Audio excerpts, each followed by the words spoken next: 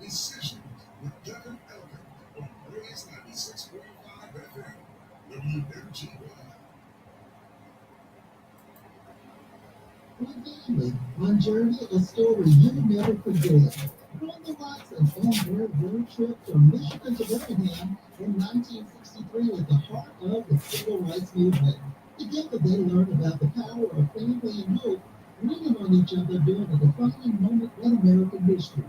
Christopher Paul Curtis's beloved book, The Watsons Go to Birmingham, comes to life on Alabama Shakespeare Festival's intimate octagon stage, February 6th through the 23rd.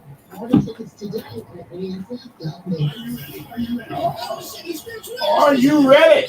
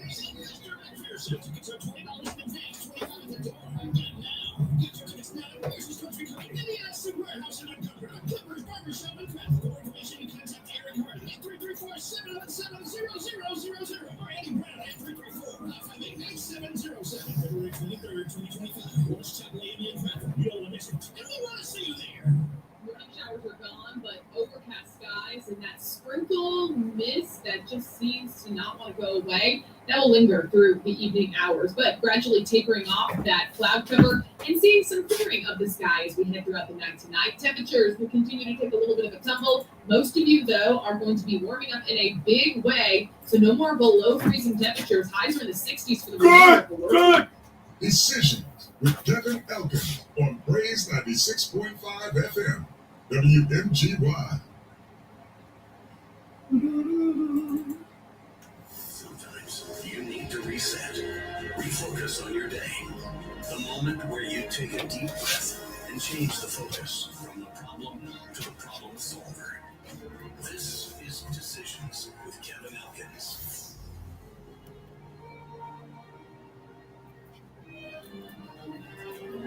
Hello.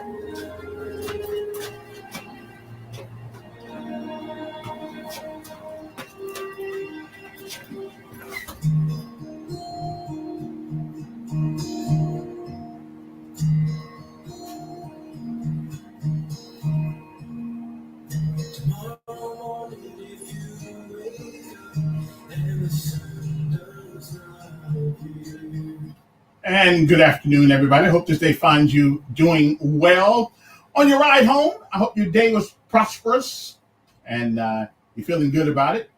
Just remember, it's one more day, one more above ground, and the ground's not above you. I'd say that's a good place to be right about now.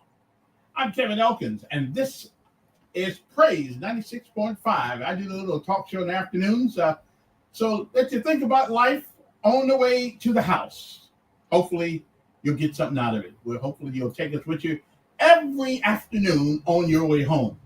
96.5 WMGY, Praise 96.5.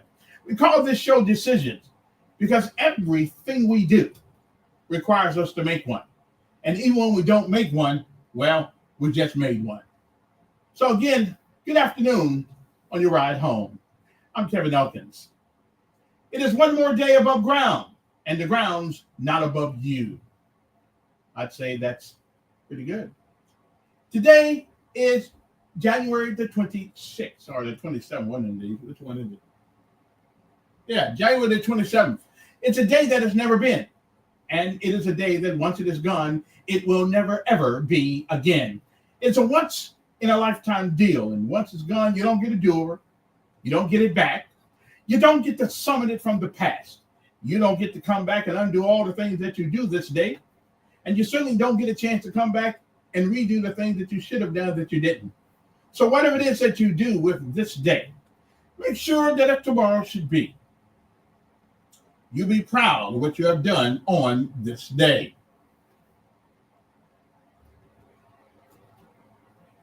If you have lived a while, you've been around a while, you've seen, you've heard many, many yesterdays.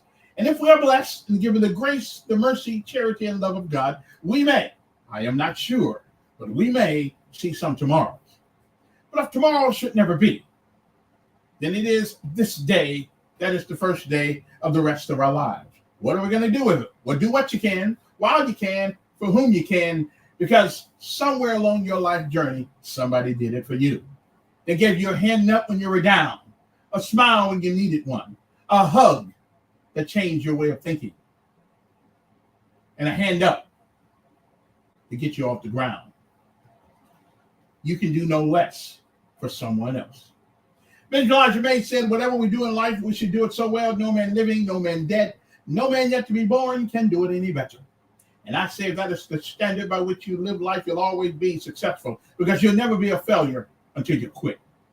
We say give out if you must, rest if you can, but you never give up. You never quit, because quitters will never win. And winners, although they may fail at a thing or two, but they never quit. The strength comes from getting up every time you fall, not laying there and not moving. Again, good afternoon to you. I'm Kevin Elkins. Next up's our daily bread, a word from on high, something to change your perspective. I'll give you a new one. But either way, it's good for the soul. Good morning to you.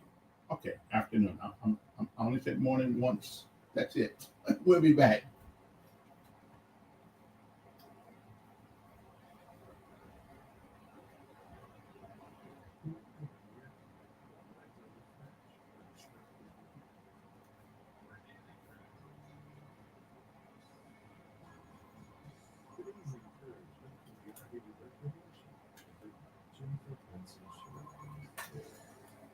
You want to hold? Gonna be a few minutes.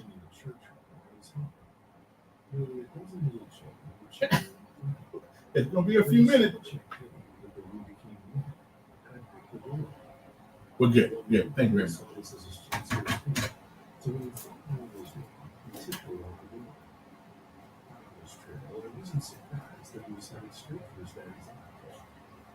Jennifer continues, the little boy did what we need to do when life becomes busy and overwhelming. He slipped away to be with his Father. Jesus looked for opportunities to spend time with his Heavenly Father in prayer. Some might say this is how he coped with the demands that depleted his human energy. According to the Gospel of Matthew, Jesus was headed to a solitary place when a crowd of people followed him. Noticing their needs, Jesus miraculously healed and fed them. After that, however, he went up on a mountainside by himself to pray. Jesus repeatedly helped multitudes of people, yet he didn't allow himself to become haggard or hurried. He nurtured his connection with God through prayer. How is it with you? Will you take time alone with God to experience his strength and fulfillment? Today's Our Daily Bread devotional scripture reading is from Matthew chapter 14, verses 13 through 23. When Jesus heard what had happened, he withdrew by boat privately to a solitary place. Hearing of this, the crowds followed him on foot from the towns. When Jesus landed and saw a large crowd, he had compassion on them and healed their sick. As evening approached, the disciples came to him and said, "This is a remote place, and it's already getting late. Send the crowds away so they can go to the villages and buy themselves some food." Jesus replied, "They do not need to go away. You give them something to eat." "We have here only 5 loaves of bread and 2 fish," they answered. "Bring them here to me," he said. And he directed the people to sit down on the grass. Taking the 5 loaves and the 2 fish, and looking up to heaven, he gave thanks and broke the loaves. Then he gave them to the disciples, and the disciples gave them to the people. They all ate and were satisfied, and the disciples picked up 12 basketfuls of broken pieces that were left over. The number of those who ate was about 5,000 men, besides women and children. Immediately, Jesus made the disciples get into the boat and go on ahead of him to the other side, while he dismissed the crowd. After he had dismissed them, he went up on a mountainside by himself to pray. Later that night, he was there alone. That's today's scripture reading from Matthew chapter 14, verses 13 through 23. Father, spending time alone is simple and one of the wisest things we can do with our time. Help us to make you our first priority. In Jesus' name we pray. Amen.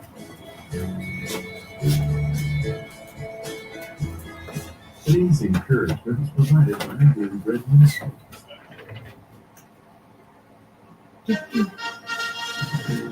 And now we pay homage to all of our armed forces of these United States of America: Army, Navy, Air Force, Marines, Coast Guard, and Space Force.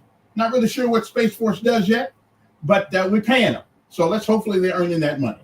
We'll be back.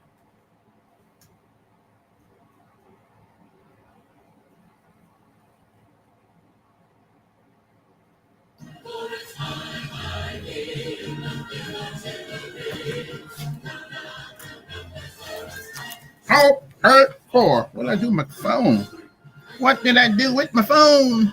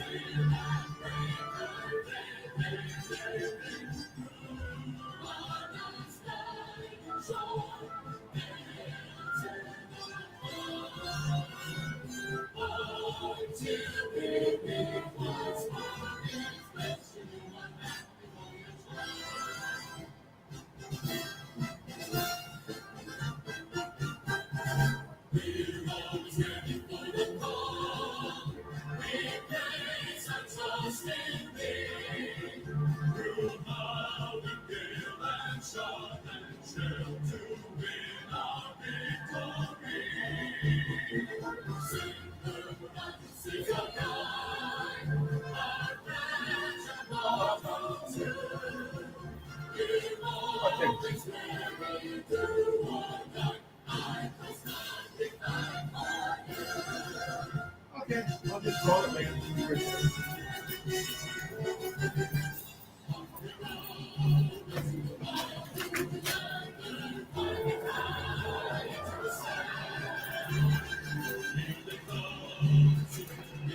I'll find it later.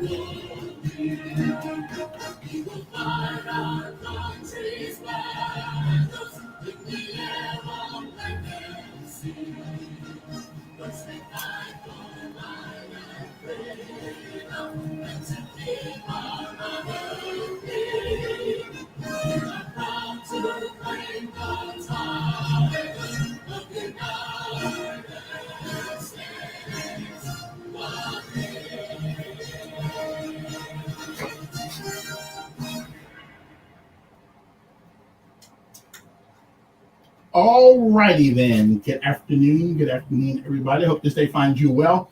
I got to stop taking that cell phone because I never know where I leave it.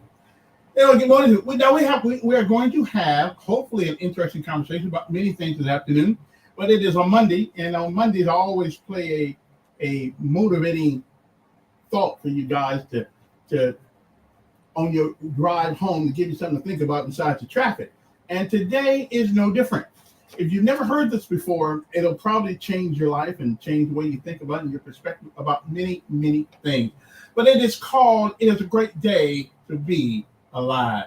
I want you guys just to enjoy this, and then I shall return, and we'll have the conversation of the day. We'll have a couple of conversations of this day, including why it is that some people are getting upset because the Air Force is doing away with DEI. We'll be back. Uno momento. Okay. Uno, dos, tres, cuatro, cinco, seis, ocho, nueve. Momento. We'll be right back. Growing up, my grandmother never used an alarm clock. But every morning, my grandmother would wake up at 4:15. And at 4:16, her feet would hit the floor, usually right in front of my face. And that's what would wake me up. But I would lay there and I would pretend like I was still asleep because me and 4:15 we didn't get along. But grandma would look at the back of my head. I could feel her staring at me. And then finally she would say, "Now, sugar, grandma know you ain't sleep. You just must go on and get on up and get ready for school." And my grandmother was known for saying things that would kind of make you a little angry because they made so much sense and you couldn't argue with her. Parents, there's things that when you become parents, you start to say to your own kids. Like my grandmother would say, "Now, son, you knew when you laid down there last night that you had to get up this morning. I don't know why every single morning you lay there and act surprised. You ought to be thankful that the Lord saw fit to wake you up this in your right mind." But what my grandmother was encouraging me to do was simply to be grateful for the opportunity. In spite of all that I had been through in my life, she just wanted to make sure that I understood the opportunity that I've been given. My life got started. It was a little rough start. I was born 2 months premature. My mother was walking up a flight of stairs, and she didn't know this at the time, but the woman she had an argument with earlier was standing above her holding a pot of boiling water. As my mom made her way up those stairs, that woman dumped that water onto my mom and sent her tumbling down the stairs into premature labor. She was third degree burns over 25% of her body. When we were finally allowed to leave the hospital, as you can imagine, my mom was in a great deal of pain. Those burns just barely missed her face and covered most of the front of her body. So when we got home, she began taking a heavy sedative, pain medication to help her recover. When she took that medication, it was very difficult for her to watch me, so I would bounce around a lot. I'd stay with my mom for a little bit, and I'd go stay with grandma, and I'd stay with some neighbors, aunties, and then back to my mother's house. I did that for the first 3 years of my life. I was 3 years old, I was back at my mom's house, and I got into her purse, and I found that medication, I swallowed everything in the bottle. When they found me, they rushed me to the hospital, and my heart would stop, and eventually I went into a coma. But because of that accident, because of that incident, the state of California, they did an investigation. And the conclusion that they came to was that it wasn't an accident. They moved me from my mother's home to be awarded the state, and eventually I went into the foster care system. Shortly after I arrived to one of my foster homes, my foster mom, her name was Miss Alexander. Miss Alexander began locking me inside the closet at the light. She'd open the closet door, she'd kick me with a stick or a strap or whatever she had. It was while I was in that foster home that I was sexually abused for the first time in my life. And oftentimes people ask, that has to be the worst thing that can happen to someone. I have scars on my body that you can't see. I have a burn here in my hand that she looked at with an iron. But all that pain went away. The worst thing that Mrs. Alexander would do is she would open the closet door, she would stand over me, and she would say, "You're stupid, you're amount to nothing." And that hurt me more than any of the physical kicks or the physical pain because I believed it for a long time. I believed that I would never amount to anything, just like she said. I didn't know this at the time. I found out a little bit later, but my grandmother, my hero, she had started going back and forth to court, trying to prove that she could take care of an active, handsome little boy. And eventually, the state of California, they granted her full custody of me. And I'll never forget standing on Miss Alexander's front porch waiting. She had my little belongings, everything that I had. I remember standing there, and it may have only been a half an hour, but it felt like an eternity. And I can remember thinking, maybe no one's coming. But after a while, at the end of the block, I see the ugliest car I've ever seen in my life. And the car pulls up right in front of the porch. And I remember all I could see are these two big glass bifocals. I found out later that Grandma had glaucoma. She wasn't supposed to be driving.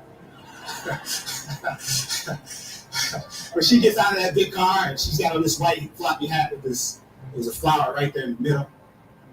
And I remember she had on this long white dress that came all the way down to her ankles.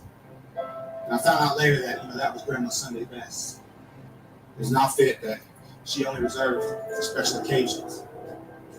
I can remember for once in my life feeling like I was on a special occasion. I remember jumping into Grandma's arms and squeezing her. I remember her whispering and saying to me, everything's okay. We're family. And everything was okay, just like Grandmother said. And I had a lot to look forward to. I found out that my mom was going to court trying to prove that she could take care of me. And I can remember sitting there with my mother, and we talk, and we had a lot of different conversations. One thing I can remember saying, Mama, one day when I get big, I'm gonna buy you a nice house with a fireplace. I said, Mama, one day I'm gonna buy you a nice car. I like Grandma, so get you a nice one. But the truth is, I just really wanted to become a family again, and that's what I look forward to. When I was 12 years old, I was asleep on my grandmother's floor. It was about 4 o'clock in the morning. We get a knock on the door. It was my mom's roommate. Miss Howell, come quick. Miss Howell was my grandma. She said, come quick, it's Ruth. Ruth was my mom. She said, I can't wake her up. I think she's dead. And I can remember laying on that floor, kind of wishing it was, hoping that it was maybe a dream. But it wasn't. And that's how I found out that all the hopes and dreams and things that I had to look forward to were going to happen. I became very angry. I became confused. I was hurt. I didn't really understand what was happening. I started acting out, hanging out with the wrong people, breaking into houses, started stealing cars. I can remember not really caring what happened. I continued that behavior until I was 19. I was 19, I found myself standing in front of a judge. I was handcuffed. I had a chain around my waist, and my handcuffs were attached to that chain. The judge looked at me and says, the state of California sentences you to 15 years in prison for armed robbery. So that day, when that door closed behind me for the first time as a convicted felon, I remember standing in that empty cell. I remember my knees started. Hi guys, how y'all doing? I collapsed and I fell to the floor. I just started crying alone. I remember hearing voices. I heard the voice of my foster mom saying, you're stupid, you didn't amount to nothing. I heard the voice of family members, friends of family that said, that boy's going to end up just like his father. My father was a career criminal, he died in prison.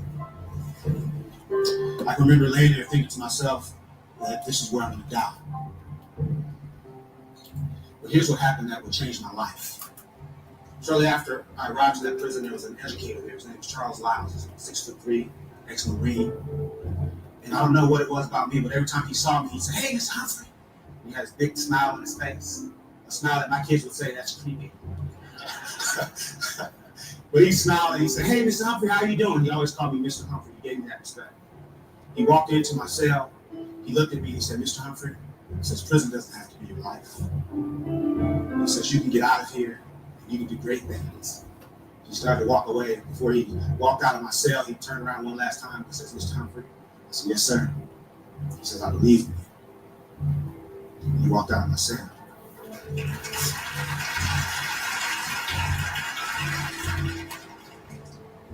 If he had continued to stand there, he would have seen the tears running down my face because no one ever said that to me. And I remember thinking to myself, I'm going to make some changes. And I'm going to change my life. And a little over 4 years after the day I originally collapsed and fell to the floor, I walked out of that prison on my own. That was over 18 years ago. I've never been back other than a mentor and help other people. But here's what I know. I know that when you've had a rough life, when you feel unwanted, I know that when you have hopes and dreams and when you have things that you can look forward to, and when you have people in place that support you and push you, I know that gives you a reason to live. It is a great day to be alive. And that's something that I haven't always said, but now it's something that I say to myself every single day at some point. If I'm having a great day or a bad day, that's something that I say. But what I also understand is that what my grandmother was thanking her higher power for each and every day was for the opportunity that she'd been given. And she never missed an opportunity to tell anyone that will listen, especially me. It's a great debt. It is a great debt to be alive. Yes, it is. Any day above ground, be today the ground's above you. Hope you got something out of that. Like I always get something out of that story all the time. Anyway, good morning. Good evening to you. It's supposed to warm up later on this week, so that's always a good sign. I hate to see my light bill when it comes, but it's supposed to warm up. Z said he didn't have such a great day in school today. However, when I was stuck in Capitol Heights, a bunch of fire trucks came, so I don't know exactly what's going on over there, but I would imagine if it's very important, we'll hear about it in the newspaper or on WSFA or WAKA, one of those. But we had about 3 or 4 fire trucks at Capitol Heights, so I don't know what exactly is going on, but I know they blocked me in. Then I told them I was working for the president, so they let me out.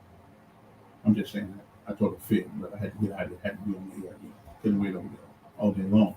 Anyway, good afternoon to all of you. There's a thing that's going on. Montgomery County Public Schools, of course, is looking for a new superintendent. Now, I don't know why we can't put the superintendent, the interim superintendent, in there right now, rather than looking for a new one. I mean, what good is the second chair if nobody ever wants you to have the first chair? Let me see who this is on the phone before I get too busy here. Let me see. Good afternoon. Who's this? Yes. Yeah. Yeah. It looked like it was going to rain, man. I didn't want the boy to get wet.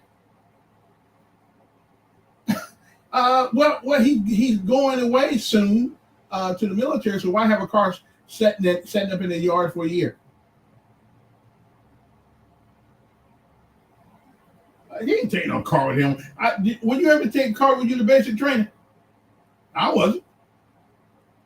Yeah, they got come there, but you don't need a car at basic training. You better learn how to walk good first, because you got to hump that rucksack. Yeah, we don't need no car at basic training.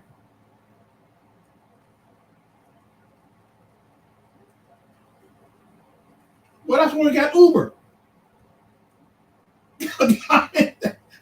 That's why we got Uber and cabs and all that, and a limo and all that thing. You don't need to put it in no car. Okay.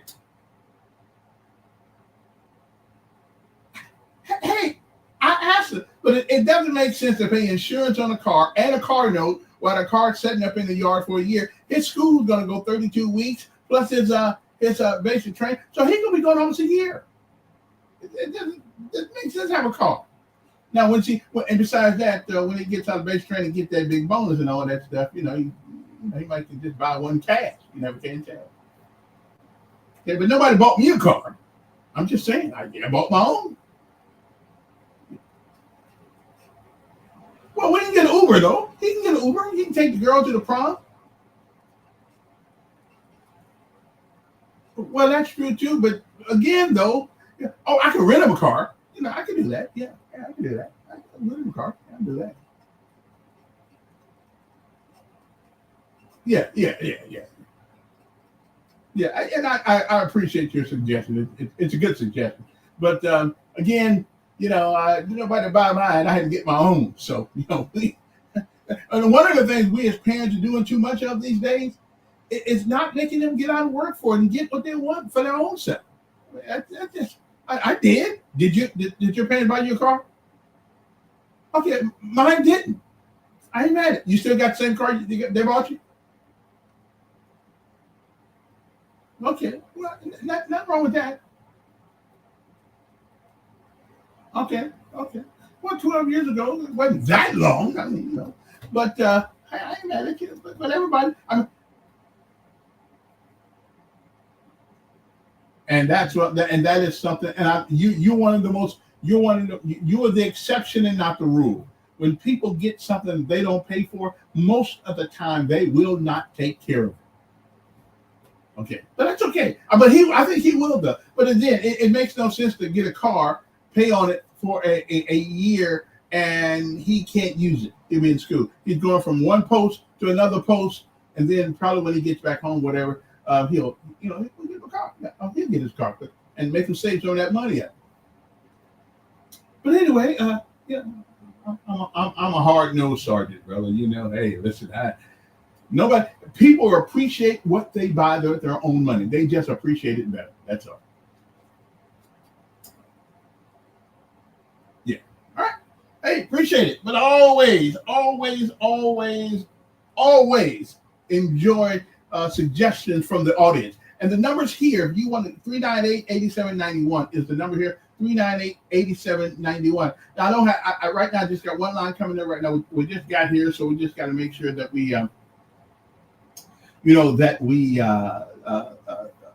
get everything right before we invest a whole lot of money in things, and stuff like that. So the boss is aware of this, and we're gonna fix that up soon. But I've only been there 2 weeks, so he didn't know what he didn't know if I was gonna fly or die. So he didn't know which one. So anyway, good morning, good afternoon to you. Anyway, we brought something else back too. The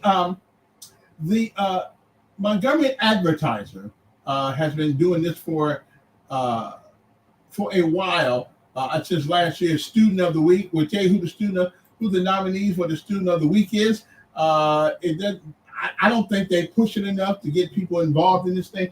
And you are eligible for Student of the Week, Montgomery, within the Prattville, Montgomery, Elmore County, stuff like that. So I think they ought to do a better job of pushing it. But I'll tell you who the Students of the Week is this week, and you can vote on it. I think you get to vote on it until Thursday night, okay? And I'll tell you who those students are and the schools that they represent. But getting back to, we are looking for a superintendent for Montgomery Public School, because a boy left, and then started whining about leaving when he decided to leave. I'll never figure that one out, but he decided to go, and listen, maybe he was justified in his thinking, but don't quit and then say, well, they made me quit. Well, nobody makes you quit. You just quit on your own. But he does have a new job now. I don't know exactly what he's some consultant. That's where educators go when they can't find a job. They become a consultant. Which, hey, it's good. I'm good with that. I'm good with that. But anyway, let us talk about. They want to know what you want to see in a superintendent. Listen, mine is very simple. Of course, I'm not gonna have any more kids in school, so I'm done with that. But I look out after the folks that have to stay behind and be there. And here's a question I asked some of you folks in Montgomery. What is the most important attribute that a school superintendent, if we were going to hire one, what must they have? What's the most important quality? I know what mine is, but what's yours? 398-8791. What is the most important quality that a superintendent of Montgomery Public Schools should have? I'm kind of getting tired of people coming and going and coming. When I was coming up, we had the same principal for 4 years, okay, which is good, and we had the same math teacher, the same, and you get a rapport with the leadership of the school. But I know what I want. And if you don't say this particular word, I cannot deal with you. I don't want you. I don't want you now. I don't want you in the future. And I didn't want you in the past.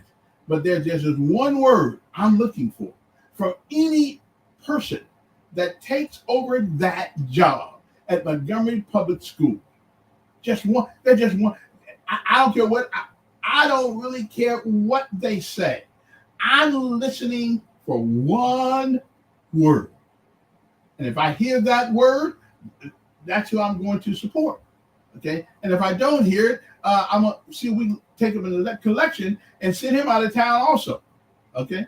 So now one word. Now you can text me if you want to, 334-241-9998. That's how you reach me if you don't want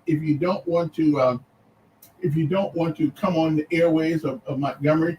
Because we need to talk about some of the things that we believe in. Let me see what this is. Good afternoon. Yeah. Yes, sir. Yes, I got you.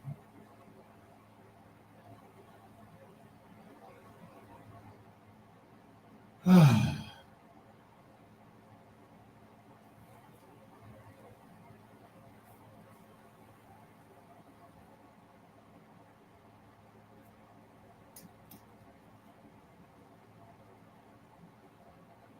Mm-hmm. Mm-hmm.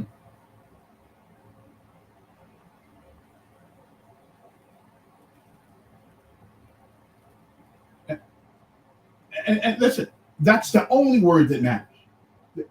There's nothing you can do in life without discipline. Michael Jordan, the best basketball player, the GOAT, greatest of all time, but he was the greatest of all time because he spent a lot of time learning his craft. Okay. Mm-hmm.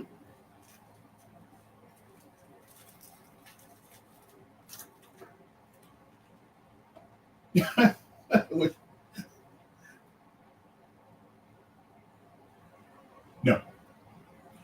And they just come to work for the check because that's all they can look forward to. Because they certain, and I tell people, I don't think any person that's gone to school for all that many years to learn how to teach just to show up for a check. Because if all you want is to check, McDonald's is hiring, Burger King, all these places, Walmart, greeters, they're hiring. So I would think that they want to, because there's not a whole lot of money in it, at least it used to didn't be. I think they want an environment that is conducive to teaching.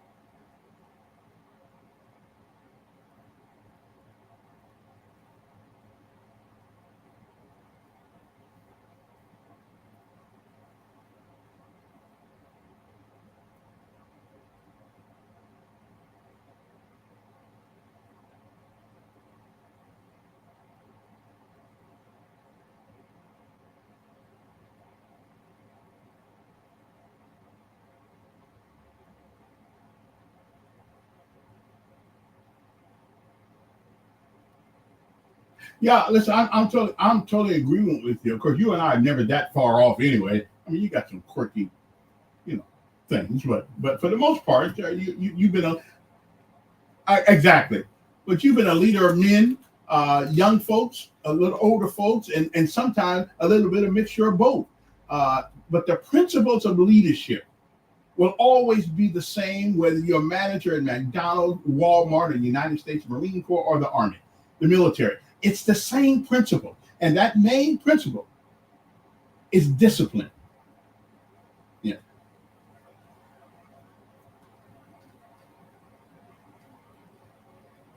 No. Okay. Appreciate it. Yes. And that is so true. You cannot have an atmosphere that is conducive to learning until somebody on that board finally realizes that discipline. And I think now, ladies, do not get me wrong here.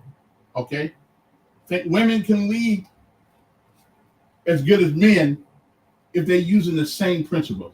But I think a school board with nothing but women on it, okay, lends itself to nurturing rather than discipline.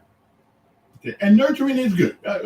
Nurturing is good. Okay, we need to nurture every once in a while. I'm with you. Nurturing is good, but these boys who are looking down at you because in the 10th, 11th, 12th grade, they're a lot taller than you are. They're not really take you very seriously. Now, there have been teachers in Montgomery Public School and in my school, woman or not, when she opened her mouth, you better listen. And I'm with that. But and here's my funny thing about it too. A lot of teachers are always blaming the head shed. And at the head shed, that just means the people at headquarters, the superintendent's office. They're always blaming them. But I'm going to tell you something, and I know right now some teachers are going to be ticked off at me about this, but they'll get over it. The reason we have the environment in public schools that we have sometimes is because of you guys. You have sat there and put up with bad attendance bad school, bad decisions by your principals. You have sat there and put up with it, and therefore it is commonplace now for these kids to be disrespectful. I go to Lee sometimes, it ain't Lee, it's called Percy Julian. And some of the things I hear some of these kids say to these grown people just absolutely stupefies me. So one of the reasons, teachers, that if you're having a tough time, and I realize everybody's got rent to pay. Everybody's got rent to pay. Everybody's got a car note to make. We got to pay the light bill, the gas bill. But at what point are we willing to sacrifice something now for our kids later? And if that means all teachers, I believe all teachers have college degrees. Am I incorrect in saying? I think all of you do, which means that you have been educated to do many, many things. So again, our system is the way it is because a lot of teachers have decided, I'm not even going to put up with it. I'm going to come here, I'm going to get my check, and that's all. I'm going home. Listen, I understand your plight, especially when you come there every day with a good heart and a good mind to teach these kids something, and all of a sudden you don't seem to be getting any help from the superintendent's office or the principal's office. There's a lady who said, well, the kids ain't mine. The principal is doing what the board says.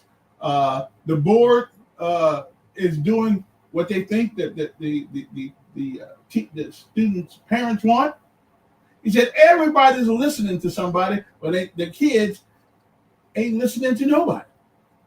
Again, I think that it's in the paper today. They want to they want our input into. I say, let the lady that's there now do it. She's been here. She knows our schools. She knows our system. Give her the job.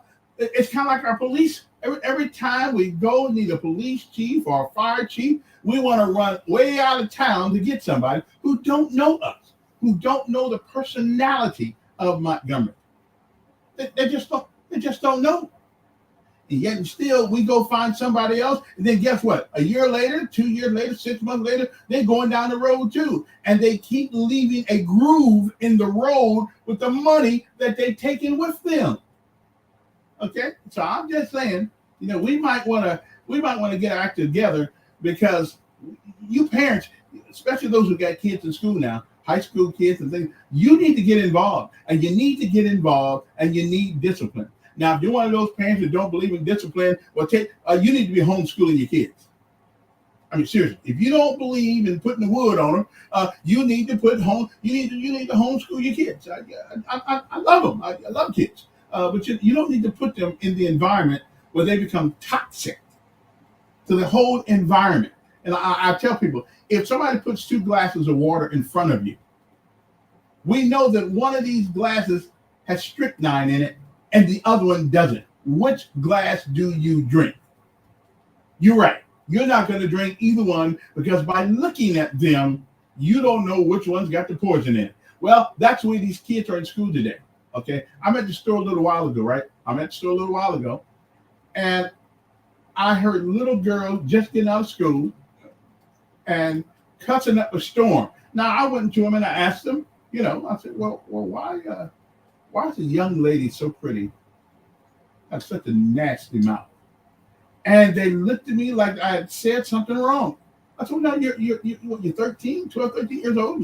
You're saying the M word and the F word and all the other words. Why are you talking that way? Does your mama know you do that?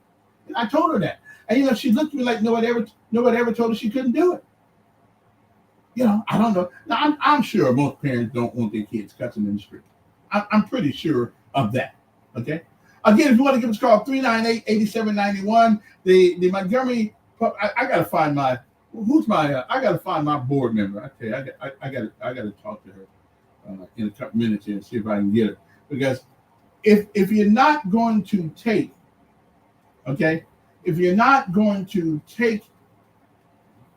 what we ask of you to do, if you ask us for our opinion, and you're not going to pay attention to it, then stop asking for it. Really, stop asking for it. There's only one qualification that I need to know, that a superintendent is going to be a disciplinarian. He is going to not ask for it, but demand it. Okay? Because like I've often say, there's no reason that I should be able to tell if I'm in a public school or a private school by walking in the door. I should know. The demeanor, the atmosphere of education should be the same in public and private school. Okay? Same. Because it's all about what you expect. And I'm going to tell you something else. I can't stand the magnet school thing. I think we need one magnet school for those exceptionally bright kids. And there are some. But I believe in order to get into magnet school now, somebody can tell me if I'm right or wrong, I think you have a 2.5 GPA. Who can't get a 2.5? I mean, if you can't get a 2.5, then you need some psychological analyzation. Okay, 2.5 means you're as close to the floor as you are the ceiling. So what we have done in our public school, we have lowered the ceiling and raised the floor. It is an illusion that these people are doing that. That's why our test scores are bad. Even though we do have a couple of schools this year that they've said joined some of the best improved schools. Well, I don't know, if you land on the floor and you get up an inch, well, okay, you improved, but you still haven't been any place. So I'm just saying, we need to get some discipline in our school, and I'm saying let's use the lady that's there. Okay, we just really do. It doesn't make sense to keep getting these new people paying all these big salaries and not coming up with better results than we have. Okay, and my son told me, he said, he says the teachers are pretty good. I said, really? He said, yeah, they're pretty good. I said, so what's the problem? He said, the atmosphere. He said, the atmosphere in the school is the problem. And although I already knew that, and not the teachers. But I'm going to put some responsibility on the teachers because they've allowed an atmosphere to exist that they can do something about it. Tell them, man, you're not going to work there. And I know you don't really have a union anymore, but you do have a union. You got a union of one. You got a union of one, and if enough of you ones get together and don't show up one day, they'll feel it. Okay, you want some discipline in the school. Okay, and Lord, I love my women on the school board, but we got too many. We got too many of them. I ain't gonna spank my kid. And every time I mention this, then somebody wants to say, well, back in segregation day. Okay, we don't live in segregation days anymore. And and I'm going to say 85 to 90% of all the people in public school are black, at least in the city of Montgomery. Okay. Now I'm just trying to figure out the kids up in Mountain Brook, in Vestavia Hills, Birmingham. They're not smarter than these kids down here in Montgomery. But why is it that their schools, where every time you do a test or you look at the numbers, why is it that the schools up north in Alabama, and let's not go to Huntsville, why do they do better than Montgomery? Hello? Anybody know? 398-8791. Anybody know? Come on. Somebody's got to know. 334-398-8791. Okay. If you don't want to tell anybody, you can text me.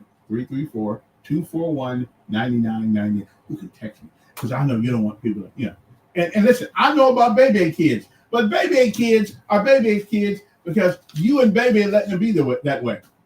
Okay, I know about baby kids. Oh yeah, I've seen some. Yeah, I know about baby kids. But baby kids only been acting that way because we allow it to do. We allow it to fester. And we allow it, and we make it. And my Lord, if I hear about another kid who got ADHD, I don't know what I'm gonna do. Well, he got ADHD, but then handle that with a BELT. Okay, that's what I'm saying. Okay, so I'm just. Oh, let me go back here. Good afternoon. I'm doing pretty good. Mhm. We've got to lay all of our chips on the table. First and foremost, these parents got to understand you cannot party with your kids and leave your kids. And that's number one. You can't party with them and then try to raise them at the same time. Something's going to have to give.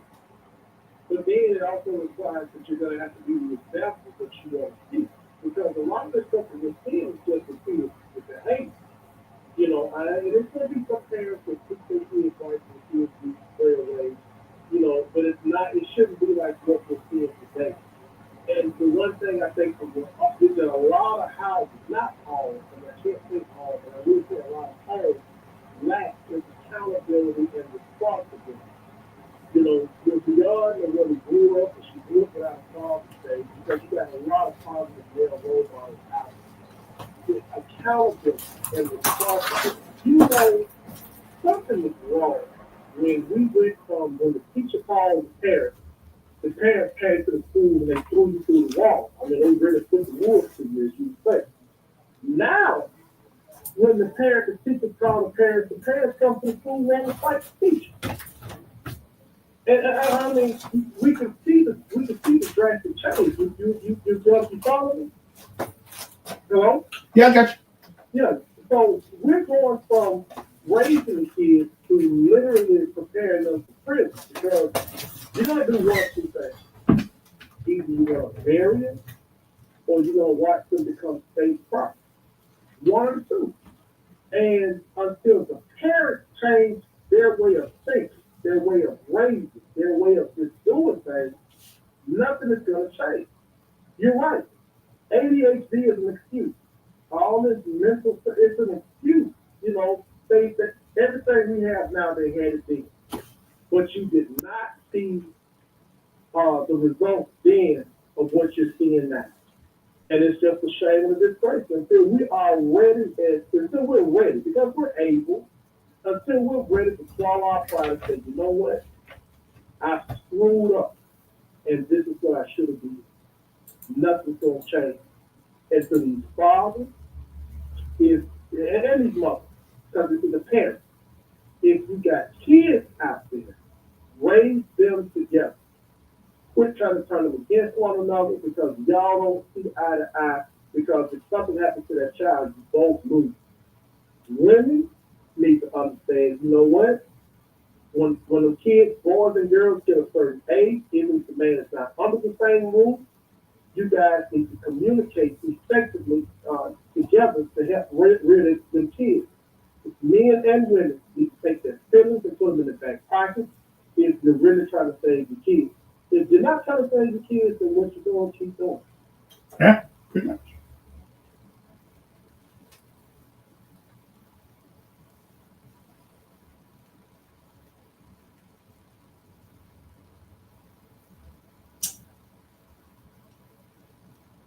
All right. Hey, appreciate. I said, oh, appreciate it. Thank you. Okay. Yeah. Yep. But everybody knows this. Everybody knows this. Okay, we know. We know. To make our futures brighter. As Black History Month approaches, we are reminded of the vast contributions of Black Americans.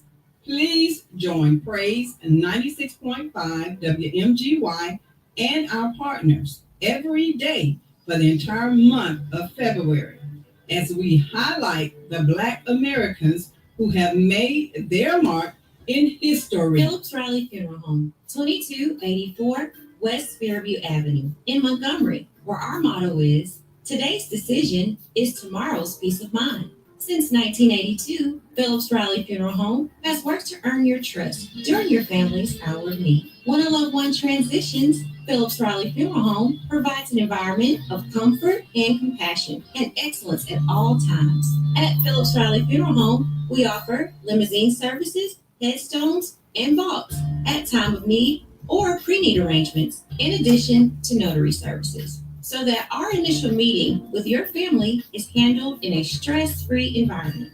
During this difficult time, give us a call at 334-263-0477. That's 334-263-0477 to discuss your family's need. Bill Trolley Funeral Home, 2284 West Fairview Avenue. Remember, today's decision is tomorrow's peace of mind. Morning showers are gone, but overcast skies and that sprinkle mist that just seems to not want to go away, that will linger through the evening hours, but gradually tapering off that cloud cover and seeing some clearing of the sky as we head throughout the night tonight. Temperatures will continue to take a little bit of a tumble. Most of you, though, are going to be warming up in a big way, so no more below freezing temperatures. Highs are in the 60s for the remainder of the work week. Decisions with Kevin Elkins on Praise 96.5 FM, WMGY. WMGY. Okay, and we are back. Good afternoon, everybody. Hope this day finds you. I don't think it's raining outside too much right now, though. I think it's, at least I went out there a few minutes ago, and it was not raining, okay? As a matter of fact, this is the text in Montgomery Public School System. Parents, join us for our superintendent search. Parents form at the Montgomery Multiplex on 131. I believe that's going to be 131. I'm about to go over there. Yeah, I'm going. Yeah. Somebody said, "How about them, Chief?" Well, somebody said they had help from the referees. I don't know. I don't watch the game. Okay, but I know if Mahomes is in it, they got a good chance of winning it. So, anyway, so what are we saying for Montgomery Public Schools? Join us for our superintendent search parent forum at the Montgomery Multiplex on 131 at 5 to 6:30 p.m. for more information. That's from Jay Jones of MPS. I want her to. I'm gonna have to get her our number here, and so she can call us and let us know about what's going on. Again, though, don't invite me to a conversation and never pay attention to me. Okay, don't do that. Don't. I mean, if you don't want to hear what I have to say, any parent that is a good parent for their kids, any parent wants discipline. There's no other ingredient that is more important for the possibility of success than discipline.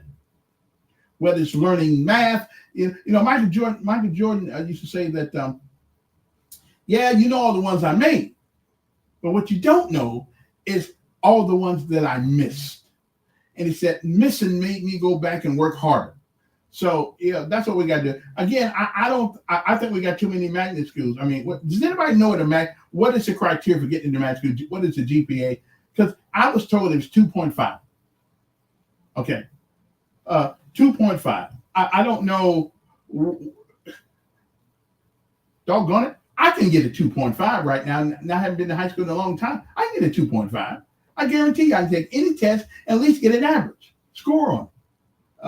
But the magnet schools were made for those exceptionally bright kids. And there are some. And I must tell you that I would not have been in the magnet school. I can make it now. But initially, and we know why, I know, we know why the schools came about. I'm with you. But we have got to get off that soapbox. Right now, the only thing we're concerned about is our kids getting an education. And with AI coming, there's going to be more people out of work. So you're either going to be the best that you can be, okay? Or you just, that 4,000 prison that they building out there now. Y'all gonna make a choice. Mm-hmm. Whose kids are going to be in it? Okay, that's all I want to know. Whose kids are going to be in the 4,000? Okay, the 4,000 bed prison out there. Anybody know? I just want to know. I mean, who's going to be in it? And because if your kids are not disciplined, they are going to be the occupants of that prison. Okay, and it's going to be hard enough if you do everything right in order to make it. But who is going to be the occupants of that prison? Because if you don't get an education, you still got to eat. Oh yeah, you still gonna eat. yeah, you are, and you're gonna eat through hook or crook. Anyway, gotta take a break. We'll come back. Uno momento.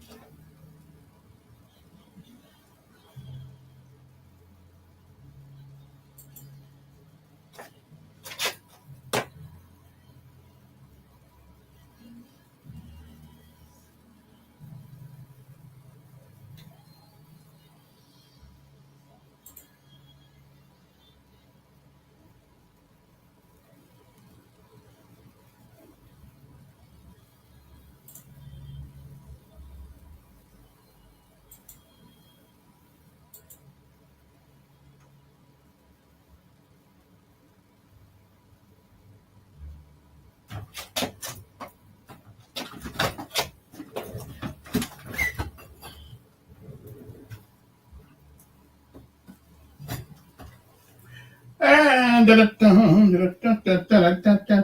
love this song. Anyway, good afternoon, everybody. Our numbers here. If you're riding along the highways and the byways of Montgomery, and you got something on your mind, hey, this is the place to get it off your chest.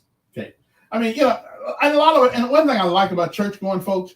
Now we go to church a lot. We say we believe in the good Lord, but we don't believe in sparing the rod no more because the psychologists have told us if you do that, well, your child may become angry.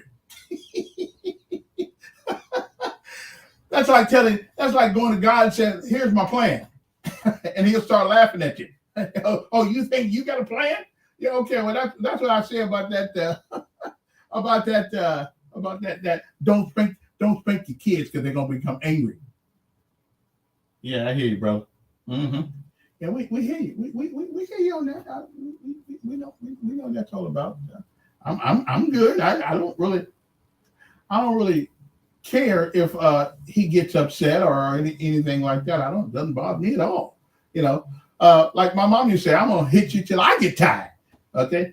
Anyway, good morning, good afternoon to you. Hope this day finds you well. I'm almost got the morning thing out of my system. Anyway, every day I give you what's called a lessons of life, and these are the things that you need in order to live life, at least from my perspective, because I'm not always right, but most of the time I am. Okay. So, the numbers here, 334-398-8791. If opportunity does not knock, sometimes you have to do the knocking. Okay? That's all I'm going to tell you. Good afternoon. I'm doing fine. How are you?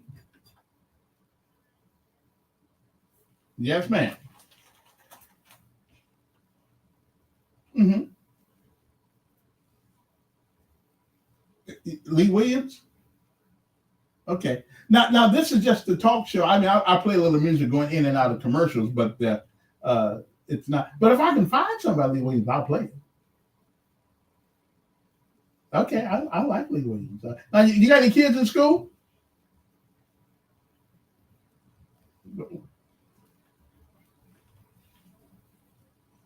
And are they doing good? Are you okay with our school system where it is? Okay. What grade then?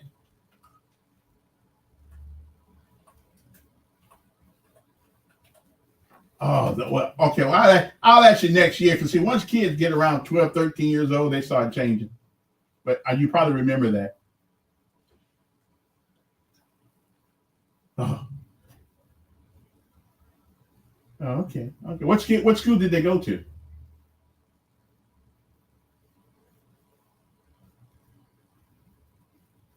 Okay. Okay. Well, as long as you are okay with our school system where it is, I realize when you get to great grandson and great grandkids, you're kind of far removed from that. But they're talking about getting a new superintendent, and I think we need discipline. What do you think about a discipline in our public schools?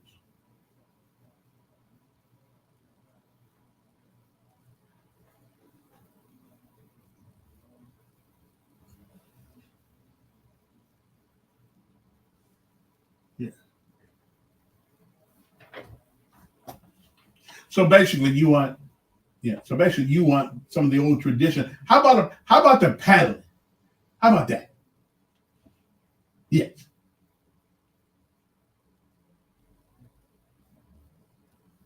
Yeah, me too. Wood is good. Yeah. Okay. Okay. Well, I'm going to make sure that I tell the superintendent search party that we want somebody who believes in discipline, traditional school atmosphere, and one where it makes us all proud. Okay. Yeah. Mm-hmm. Yes.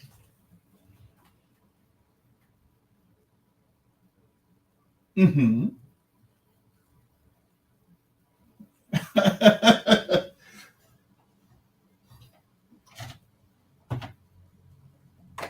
Well, write that number down because Bishop will be here in the mornings. Bishop, I've got his last name the other day. I know him, but he'll be here in the mornings and he'll probably take them requests from you.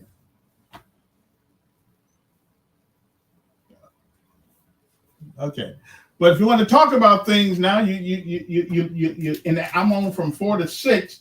And if you want to talk about something, you got something in your mind, you need some help with something, things going right, you think that things could be done a little different, please give us a call and we'll try to get out there in that community and see what we can do about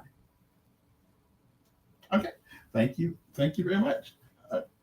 See, that's my job here is to make sure that we go out there and we take care of things and we do things.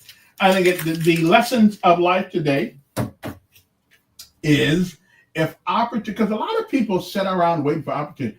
Now the good Lord may have a job for you, right? He may have a job for you. It may be just out there. But even in the Bible, he told the rich people or the well-to-do people, leave the fruits and stuff on the ground.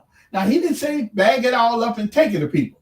So which means that you still have to do something in order to get the help you need. You just can't wait at home talking about jobs coming. Okay, I don't believe that's the way to get work because he said he without work don't eat. Okay, you've got to make an effort too.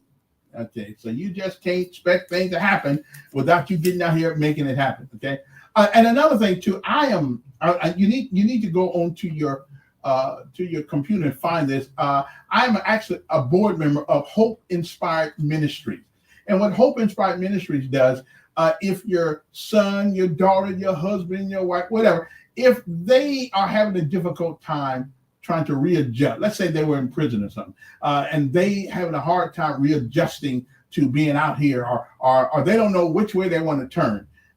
You need to get on the phone and call Hope Inspired Ministries. It's on like I don't have a number with me right now. And it's an organization on Coliseum Boulevard. And we need volunteers, somebody to go over there and tell people your story.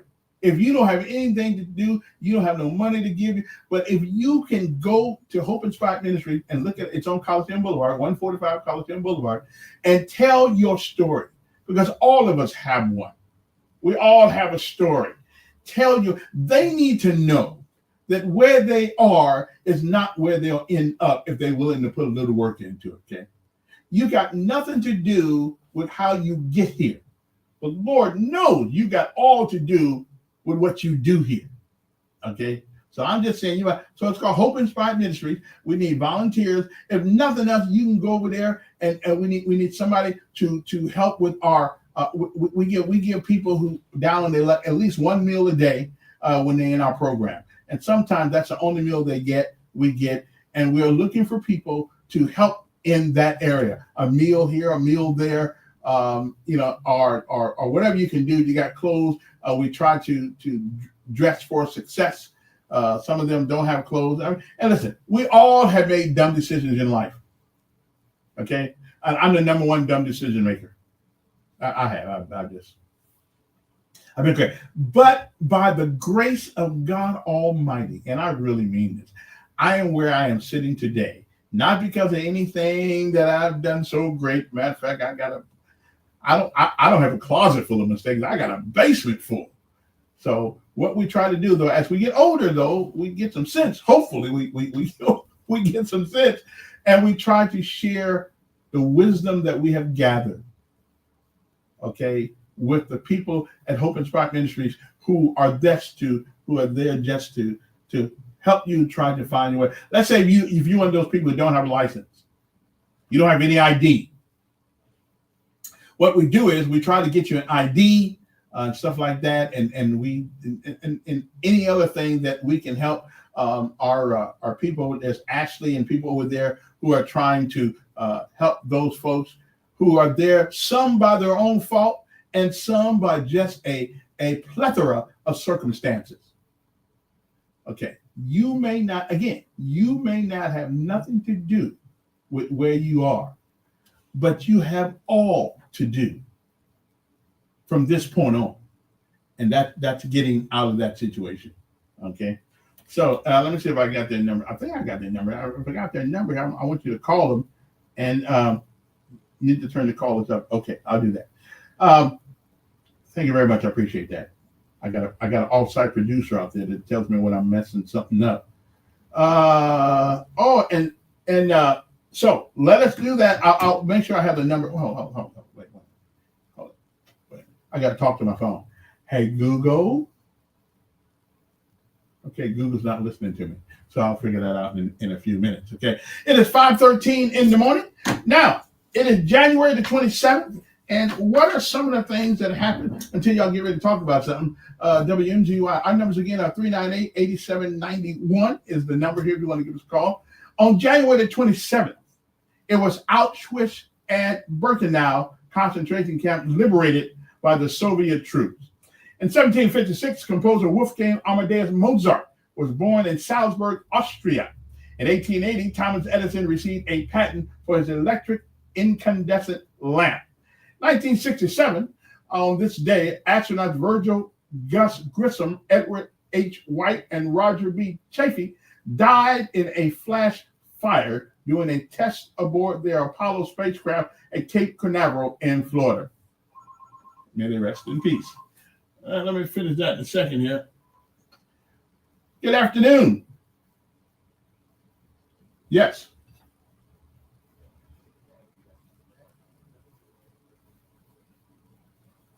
You did? Oh. Okay. Well, but he was talking at the behest of Jesus, I guess. Would you say so? He was an apostle, wasn't he? Okay. Now I'm with you. So Paul, Okay, my bad. Next time I'll say it's in the Bible. That way I won't. Yeah, I just won't give anybody particular credit to it. All right. I appreciate it. And I understand, because there are a lot of things that people get out of whack in the Bible. Like, here's one. What Bible says, the Bible says, money answereth all things. Mm-hmm. Now you got to understand the content and what that means. But it does say in Ecclesiastes, money answereth all things. Now, you can't go out and do crazy things and think money gonna take care of you. But most of us on God's green earth, if we got a couple of dollars in our pocket, we are not really worried about too much. I mean, we can go to the bank and write a $5,000 check that, whatever, for whatever reason, and it don't hurt us. I'm not saying I'm in that category yet, but I'm just saying money answers all things. And if you don't have it, you need to be working on getting some. That's all I can tell you. It's 5:15 in the morning. Some other things that happened on this day for those who care.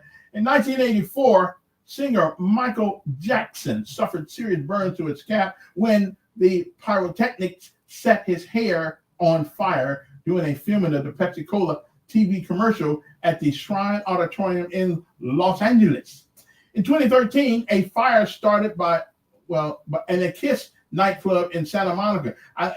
You would think they would learn from these pyrotechniques. 2017, on this day, President Donald Trump barred all refugees from entering the United States for 4 months, declaring that the ban necessary to prevent radical Islamic terrorists from entering the country. Birthdays today, not that it really matters because I don't know any of these people. James Carmichael is 85, rock musician Nick Mason from Pink Floyd is 81, ballet star Mikhail Bajirmakov, close to it, is 77, U.S. Supreme Court Justice John Roberts is 70, political and sports commentator Keith Olbermann is 66, and Bridget Fonda is 61. I know you could have went the whole day without knowing that, but I just thought I'd tell you that anyway, okay?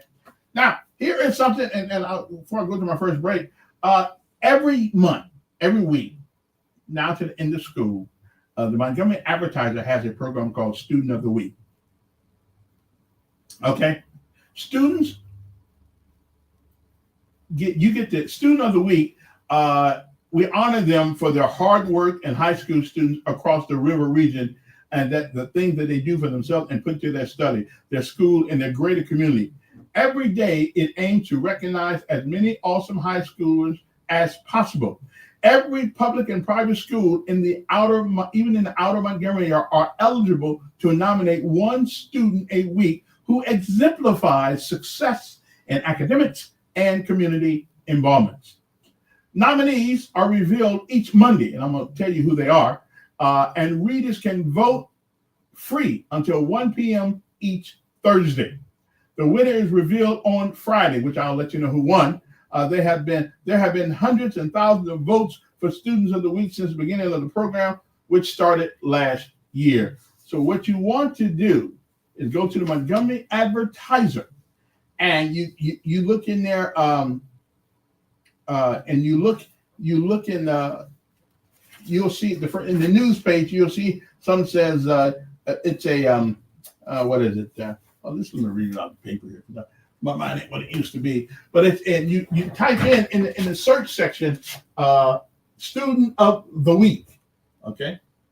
Now let me find out where that is. Okay, Wikipedia. I got it up here somewhere. Trust me, I do. Okay. There we go. Okay, I got it now. Student of the Week. Okay, I had it. And this is where we nominate three kids to now your student. You have to send the letter to Student of the Week at MontgomeryAdvertiser.com. Okay, that's all. Just make sure I can get this thing done here. Okay, let me get back down to where we were. Okay, so students are back now from their little vacation on Christmas and all that. Student of the Week honors the hard work of the high school students across the river region for the time and and discipline they put into their studies and in the greater community, which is what I said. Nominees are revealed each Monday. That's the people who last week put them in. And we'll know the winner by this Friday. Okay. So here are some of the names of some of the students that have been nominated for this week. Number 1, Camden Mask, M-A-S-K, of Tallahassee High School. Camden is a senior, recently won the AHSAA swim state championship in the 100-yard breaststroke. Right on for that, because I don't even like getting in the bathtub. Too much water for me. He has a GPA of 4.15 while participating in honors and dual enrollment courses at Tallahassee through Southern Union Community College. So congratulations to him, Camden Mask of Tallahassee High School. Moving right along to the second nominee for this week. It is, now I cannot pronounce his name. Now I can pronounce the first part of it because I'm pretty good at words, but they got me on this one. It's Alex Zarahia. Anyway, ALEXZAHIAH. Now, if anybody can pronounce that, please call me and 398-8791, and I'll make sure you can pronounce. I don't want to mess up the name, but it is Alex Zarahia, or something close to that. Last name is Sanders. I got that one good. But anyway, she goes to Otagoville High School. She is a junior and is involved in basketball and is a member of the student council and is president of the Future Business Leaders of America. Alex, I'm just going to call her Alex because I don't mess with her name. Alex maintained good grades while being involved in school, even taking dual enrollment courses. She's a class leader and goes above and beyond her work to get her work done. She's also willing to lend a hand, okay, to her other classmates, and she's a great student. So Alex Zahia Sanders from somebody can tell me that later on, tell me how to pronounce that correctly. I'll have her call. Otagoville High School. Our number here again are 398-8791. Now one more. We got one more. Caden Womack from Success Unlimited Academy. I don't know where that is. I know it's somewhere in Montgomery, but I'm just not exactly sure where it is. I think it's on Vaughn Road someplace. Caden Womack of Success SUA, Success Unlimited. Caden is a senior and a well-rounded student who is actively involved in the arts and athletics, but it is his passion for the performing arts that truly set him apart. This fall, Caden completed at the prestigious Walter Tumbauer High School Theater Festival, where he earned a superior rating of 42 out of 50 at the district level. His exceptional performance advanced him to the state competition, where he achieved first place in his category. He played Rooster Hannigan on SUA's recent production of Addie Jr. So congratulations to him. And you can go to Montgomery Advertiser, go to the news, click on the news, and across from the news, you'll see a big old, at the end of that row there, you'll see what are you looking at here? A hourglass that you click on the hourglass and you can put in student of the week. And they let you vote online.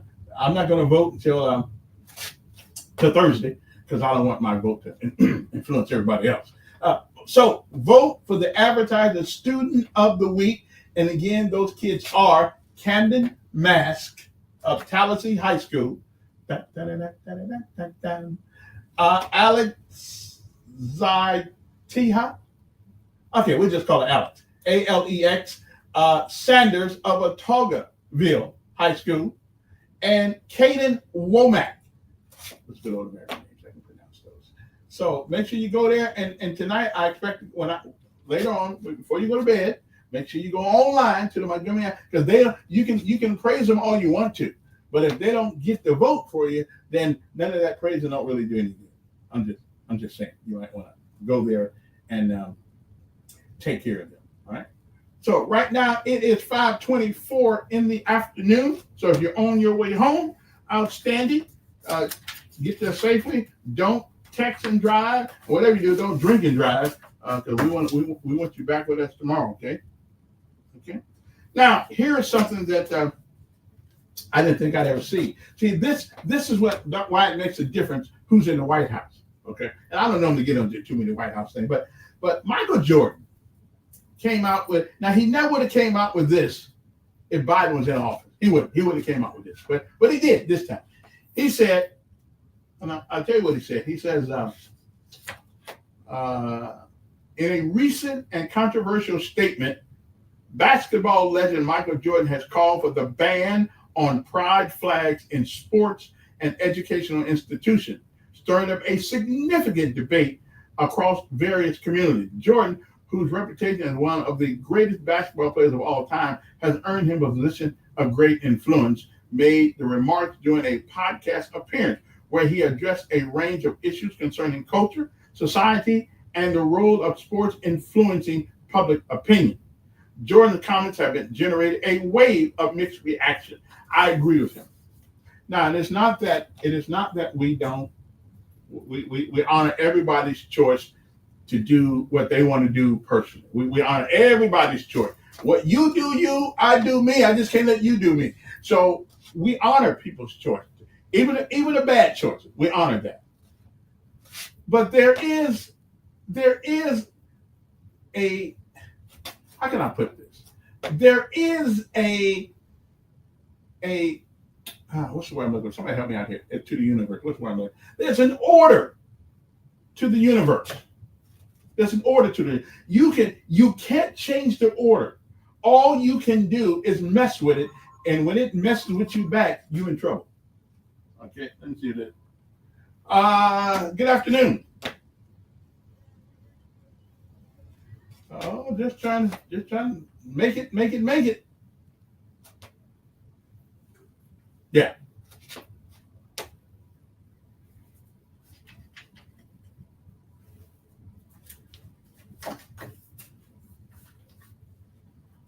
Right.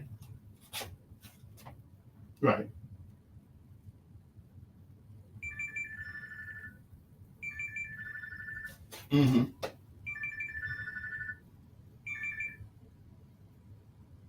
Mm-hmm.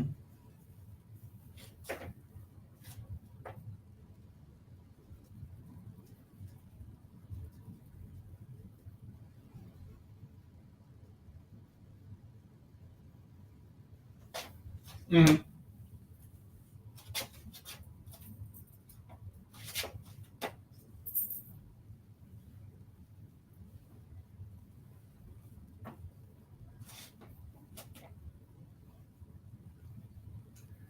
Well, I don't really know what you mean by that. I like Steven. I think he's all.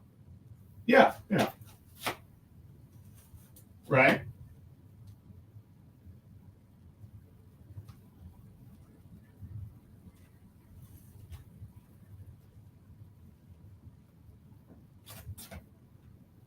Good. Okay. All right.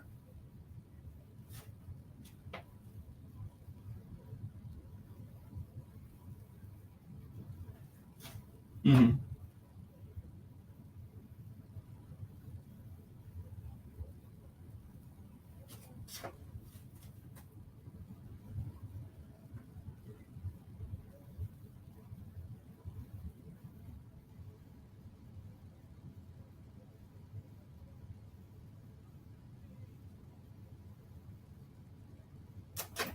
Mm-hmm. White folks are coming all over here. Now, what me and Bernice disagree with the road spot I read about. They take those young kids in there and they show how that black people is treated. That doesn't make any sense, though. In my view, then you give all those damn. Who want to rehash that crap? Now look who's making money up here. But the legacy thing is a private business. So.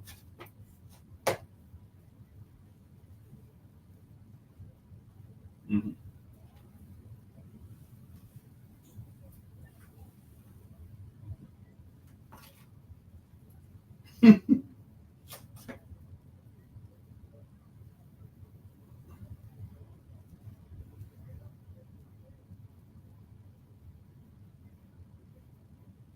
One vote brand. I said, why don't they tell me the truth? That's what I'm like, I just thank you. I'm like, man, Reed. I haven't against man Reed. What I'm simply saying, I really don't believe with respect to the corrupt crap that he's really truly the man. I could be wrong, but I think nobody proved me wrong yet. You know, he's a black man down and saying he's a man, but come on, man. Look at what's going around the brother, man. I mean, what's being done? I was rose to the four of them. Bernie, come get money for me, that money. I think you did something to him. I was right in front of all these followers. Ask myself, not on your street.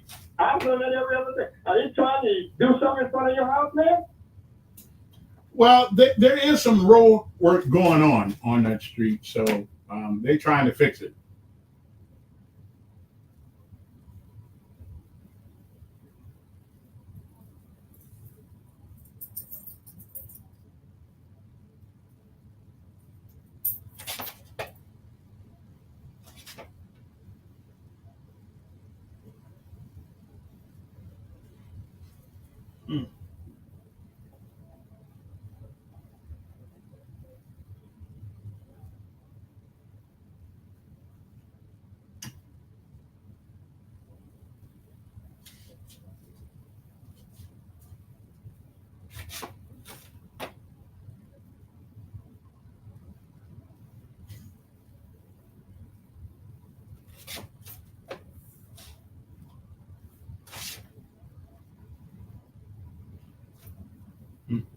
Mm-hmm. All right.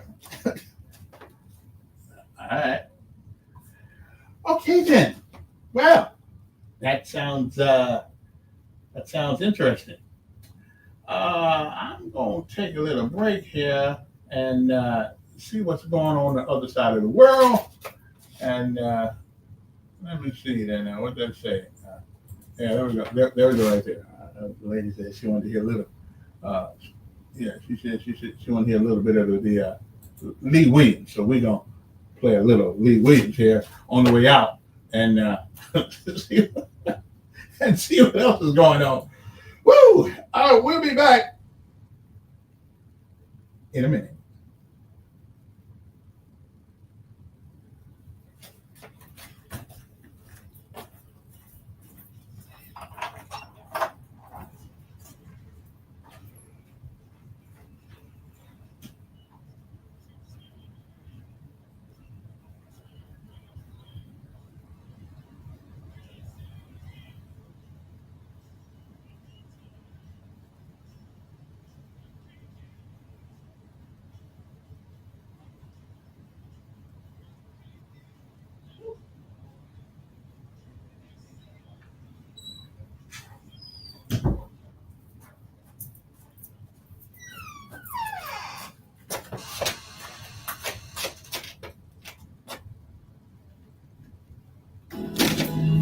One more thing.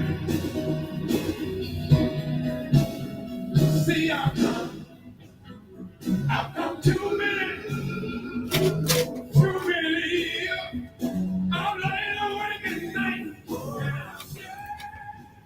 You get both great food and great prices every time you shop your Langley family of Associated Grocers, your Cloverland and Hainville HEs. This week, fresh Boston butt roast whole, $1.99 a pound. Get fresh green cabbage, 69 cents a pound. Smoky Farm sausage patties, the 27-ounce box, $3.99. The 7-ounce banquet pies, get 5 for $5. Fresh fried drumsticks in the family pack, $1.19 a pound. And USDA Select shoulder roast, the single pack, $5.99 a pound. For these and many unadvertised specials, visit Langley-Inc.com. That's Langley-Inc.com. We accept all major credit and debit cards, MoneyGram, money orders, and ATM machines available. And pay your major utilities and credit cards with the bill pay service at the Cloverland location. And turn your coins into cash at both locations. That's the Cloverland HE, Cloverland Shopping Center, Montgomery, and the Hainville HE on Highway 21 South. Both open 7 to 6, 7 days a week. Price is good through January 28th. All items based on availability at suppliers. Pregnancy and parenting isn't always easy. There's a lot to learn, and Gifted Life is here to help. We offer first-time pregnant and moms and dads of a child under age 2 support, education, and connection to community resources, all at no cost. We're here to help. For more information or to enroll, call 334-272-1820. or visit golpound.org. Morning showers are gone, but overcast skies and that sprinkle mist that just seems to not want to go away, that will linger through the evening hours, but gradually tapering off that cloud cover and seeing some clearing of the sky as we head throughout the night tonight. Temperatures will continue to take a little bit of a tumble. Most of you, though, are going to be warming up in a big way, so no more below freezing temperatures. Highs are in the 60s for the remainder of the work week. Decisions with Kevin Elkins on Praise 96.5 FM, WMGY.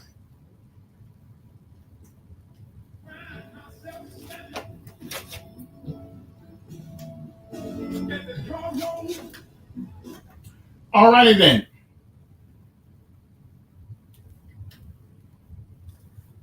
We are back. Good morning. Afternoon. Oh, I just got to get used to this afternoon thing here. Got to stop saying that. Anyway, good morning to you. Our number's here, just in case you got something on your mind you want to talk about, 398-8791, 398-8791. You know, we really do need to have a conversation in our communities. We really do. I mean, we complain a lot. We do complain. I'll give you a story about complaining. There was 3 people going across the pond right there, and they saw Jesus walking across the water. Well, somebody on the boat decided that he needed to complain. He said, "Lord, why are you walking? Why don't you just get in the boat with us?" Okay. See, rather than seeing the miracle that was in front of them, they were complaining about Jesus walking across the water. I just said, yeah. So we always complaining about something, aren't we? Yes, we are. 5:36 in the morning. Again, I just got this text from Montgomery Public School MPS partners and all that. So okay, yeah. So they're going to have a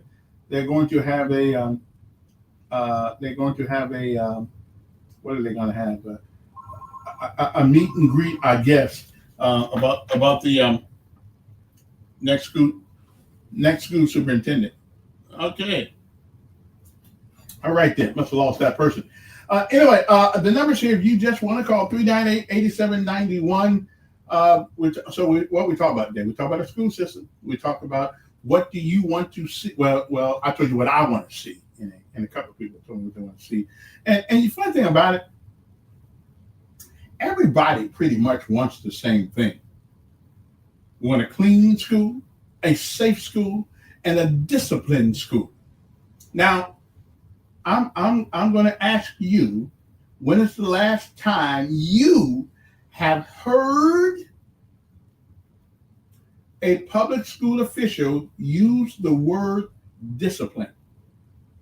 I'll wait a minute because I got nowhere to go till 6. So again, when is the last time you heard a public school official, not a parent, use the word discipline in a public venue? Now you can go back and look at the YouTube videos and stuff like that. So when is the last time? Okay, now we've heard about special needs, and every child got special needs. Every child is special. They're different. They all got special needs. But we hear about special needs, and I'm just trying to say, so has anybody heard a public school official use the word discipline? Has anybody out there? I'm waiting for somebody to tell me. When is the last time you've heard a public school person say discipline? Now they always tell me about all the problems they got and how, and I will agree with you, it's kind of like Chirac sometimes in certain places around here. I will give you that. But how do we get here? How did we get? I got here in 91, January of 91. So how did we go? And we were teetering then on stupidity in some areas. But how did we get here? With a church with 600, with a city with 600 churches in it, how did we get here? Anybody got the answer? How do we get to a city where so many people are getting killed? How do we get to a city where education, which used to be the pathway out of any situation you found yourself in this country, doesn't seem to do that anymore? How did we get here? Who changed the rules? Anybody got to answer that? Seriously, who changed the rules to say it's okay to be 13 years old and 12 years old and do all kind of crazy things? Who changed the rule? Okay. Nobody's got to answer that. Who changed it? I know who changed it. I do. I know who changed it. Nobody's got the answer. I'm really the smartest guy on the radio. 398-8791 is our number here. Am I really the smartest guy? Who changed the rule? Who changed the acceptance level where mediocrity is accepted as excellence nowadays? Who changed all this? I mean, who allowed young men to walk around with their pants on? I saw one today, had to get on him. I said, why you? But you know what though? I'll tell you something about him. He was a young guy, but I expected to get a bunch of hee-haw and I left my belt at home and all the normal things. He said, "You're right, Unc." Now, Unc, I haven't figured that out yet. I think that means if you look old enough to be their daddy, they call you Uncle. I guess that's what it is. So who changed it all? I usually didn't like this water that you buy. I said, Earth is 3/4 water, and we buying it. But for some reason, man, this water is good, purified water. I said, Terry buying the good stuff. Oh, we're gonna start charging me for it. Anyway, so moving right along to other things. So Michael Jordan says we need to get this LGBT stuff out of sports. I'm glad. I'm glad. And also, I think the president signed the other day that we don't need to let biological men play in women's sports. Absolutely agree. Now, if you have a what do you call it, a category of LGBT sports, fine, you can be whatever you want to be. But how come everybody? Because common sense is just it's common. Okay, here's something right here. Though that I don't know if most of you've known, law enforcement officers are investigating after Montgomery Public Schools received a potential threat on social media. Now, first of all, you cannot be very smart and go on social media to threaten somebody. I mean, you just can't be that smart. Okay? Because everybody knows when it was written, whose account it was. Even if it wasn't you, the account user, all they got to do is find out what time it was written and find out who was at the house. I mean, so common sense is just missing. And you don't really? You think nobody's going to know? In September, police arrested two 13-year-olds and an 11-year-old and accused them of making terroristic threats against school. It is a serious business now because we don't know whether or not you full of crapola or you actually mean to do it. So I don't blame the police for used to be kids would just say things and you just let it go in one ear and out the other. We can't do that anymore. We can't. There need to be severe consequences for these. Okay, not too severe, but we need to get their attention. They need to spend a couple of days at DYS. Absolutely. Or even in the big jail. Okay, whatever. But this is not playing anymore. We don't know who's crazy and who isn't out here in our city right now. In any city, as a matter of fact. So anyway, we are I guess they're investigating that right now. Okay.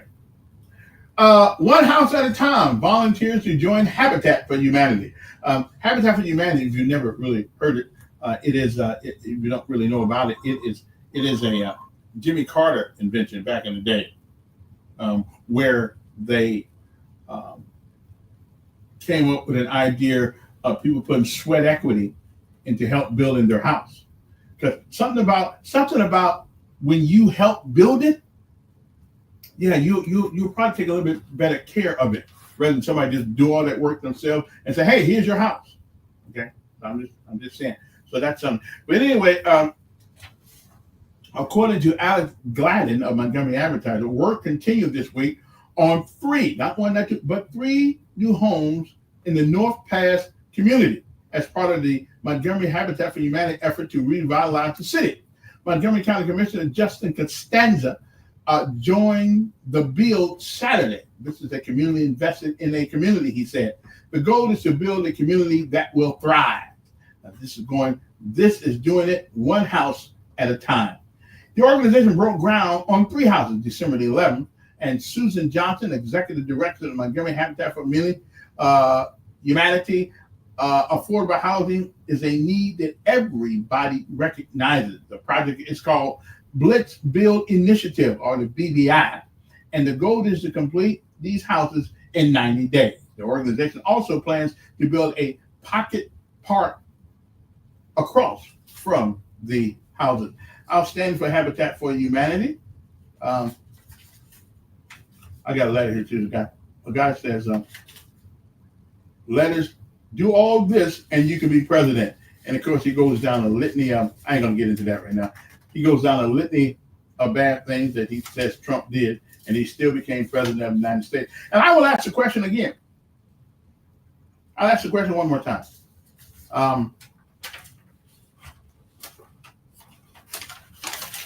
If the person in office is not your pick, whether it's city council, mayor, whatever the case may be, why didn't you work harder to put somebody else in? How did we get to a point where we, as citizens of this country, we're willing to overlook some of his idiosyncrasies? Okay, how do we get there? It must be because we tried everybody else who's supposed to be perfect, and we still up the creek right now. So, but I'm willing to listen. How do we get here? I mean, really, how do we get here? Okay. And the funny thing about it, all the people that are complaining about all the things Trump done, well, they all take dog. Now, one thing I do like about what he did, the Colombia president would not allow the United States to fly deportees from Colombia over there. Well, soon as Trump got word of that, because he sent some C-17s over there, that's the military aircraft, and to drop them off, like a bus, like the bus, school bus. And the president said, "No, we don't want them." Okay, so Trump says, "Well, I'll take them back. We'll bring them back, but we are going to effectively make you irrelevant in the economics of this part of the country, because we will not do business with you at all." And that's funny. My main man, the president of Colombia, now says, "Okay, forgive us. We was wrong." Okay. See, money talk and the rest walk. Okay. So I ain't mad at him. But yeah. And we got so many people, but here's my one problem I have with this aggressive approach. And I believe people should come here legally, but I'm not a fan of an extremely aggressive approach, because these people did what we would do. Not the crooks. The crooks, I don't care what we got to do to get them out of the country. But regular people who just go working, I don't think we need to be so aggressive that we take people who are just over here working. They came here the same way I would have. Okay. I've been to Malawi in Africa once or twice, and And the things I saw, now I haven't been to Nigeria yet. I understand Nigeria is a pretty good place to go. I don't know. But it just seems to me that they're only doing what any of us would do if we found ourselves in a situation like that. And anybody who says they wouldn't do it, they just tell a lie, a bald-faced lie. Yes, we would. If you've never been overseas and seen the squalor, the things we take for granted, we throw a piece of bread away. There are people out there, families out there waiting for you to throw something away so they can get it. Because their government sucks, their economy sucks, their ability to do for themselves is not there. So of course we would do pretty much the same thing. However, if you get caught doing it, then you just got to pay the price. Okay. Oh, this is good at.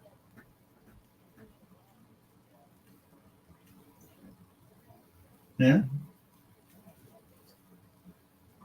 Somebody who breaks the law.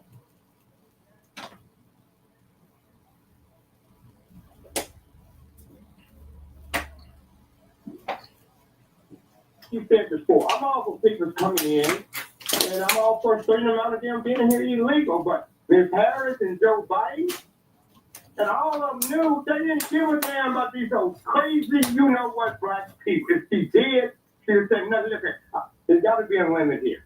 Trump.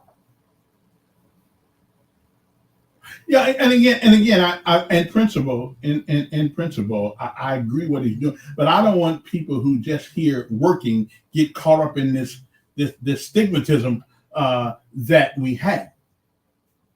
Well, and that may be so too, but you just agree like I did. You would have too. Mm-hmm. Maybe, but let me ask them. Now, let me ask you a question. You ever sped going down the freeway? Are they breaking? Okay, so they are breaking the law. But did you get a ticket every time you sped? Well, I am. Well, which law is you? So, in other words, they broke the big law. You broke the small law. I ain't going over there. I've been over there. I'm not, if you get lost over there, right? If you get lost over there, they're gonna put you in jail. Yeah, they'll put you in jail. Yeah. We'll go to jail. Yeah. All right. Okay. And I understand, but that is the one thing that makes us a little bit different than these other places. We try to treat people with moral, some sort of moral principle. Okay, we try to anyway.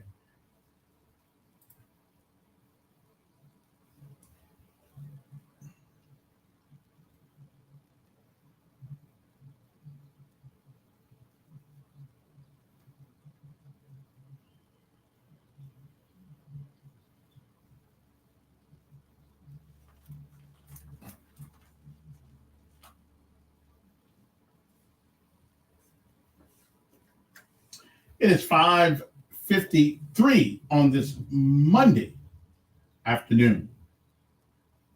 Monday afternoon, it is what it is. Okay.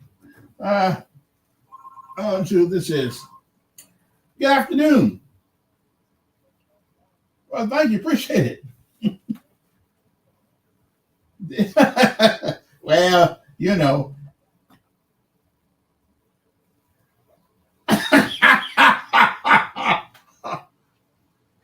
Well, listen, man.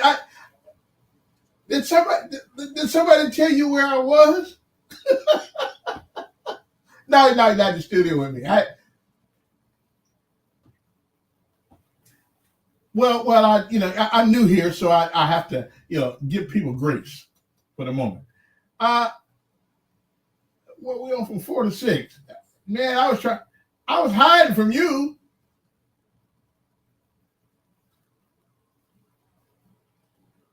Well, I know. I just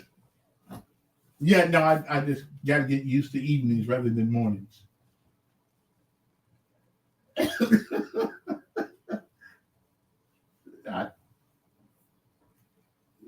What normally we don't do that. And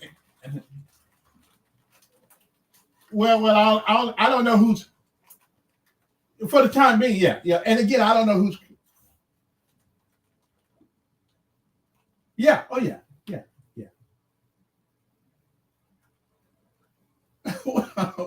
I hate the boss over here, you know. Sound like they do. It is. I'm a Christian. Well, I'm a Christian. I don't do any. I don't do anything that's. I didn't say it's perfect. I don't do anything that would go. No. No. Yeah. Because I am what I am.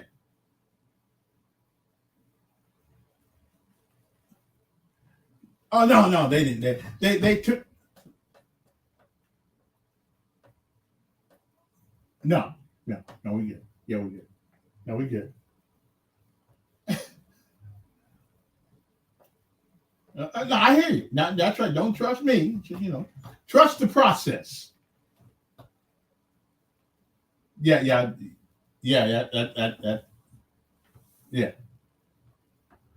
I don't have a clue.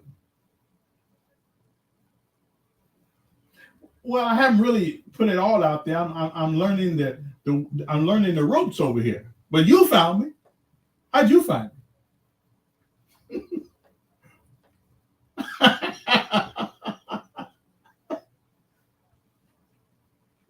Yeah, I do. It's hard for me to. Yeah, it's hard. I'll let him know though. That I'm pretty sure he'll. Yes, he is. Yeah. Well, we actually been getting. Yeah. Well, we've been getting the. Yeah, we've been getting the free. We've been getting the fruit calls for a few weeks.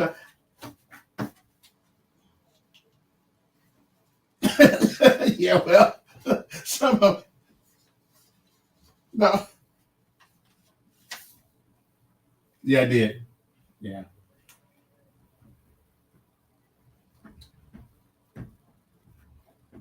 What was that?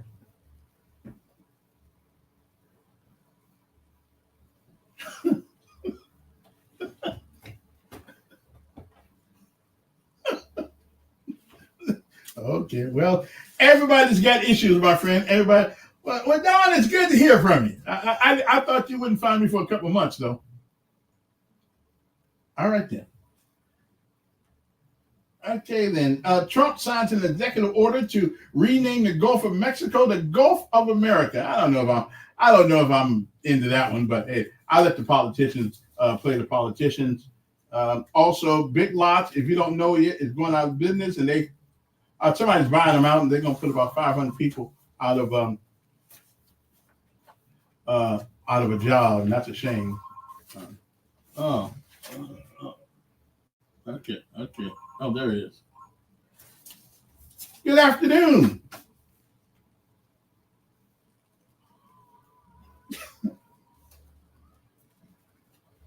Okay. Appreciate you. Yeah, I appreciate you. You got anything else on your mind? Yes, he is. Okay. Listen, it's nice talking to you. Yeah, it's good talking to you. Ain't got but a couple minutes left anyway, so I'm not going to try to engage anybody in a deep philosophical conversation. Again, the lessons of life today is that if opportunity does not knock, you go knocking. Don't let it find you all the time. You find it. Okay, that's all I'm saying. And the word of the day is there's a word. Normally I give a word of the day, and the word of the day is inimitable, which means not capable of being imitated or matchless. Like me, yeah, I'm inimitable. Yeah, you cannot You can't. I didn't find me. I didn't find me. Okay, then. Well, my time is up, and I do thank you for yours. So have a great night and a great time or a great evening. All right? We'll see you. Okay? Seriously. Hope to see you soon.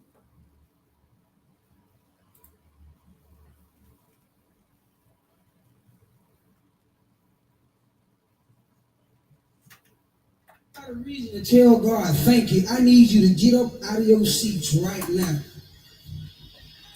and just lift those hands right now and say, Lord, I thank you.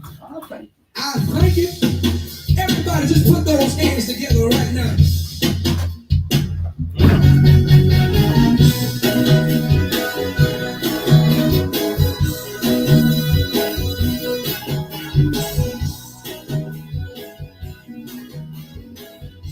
Y'all come on and help me move. I know you know it.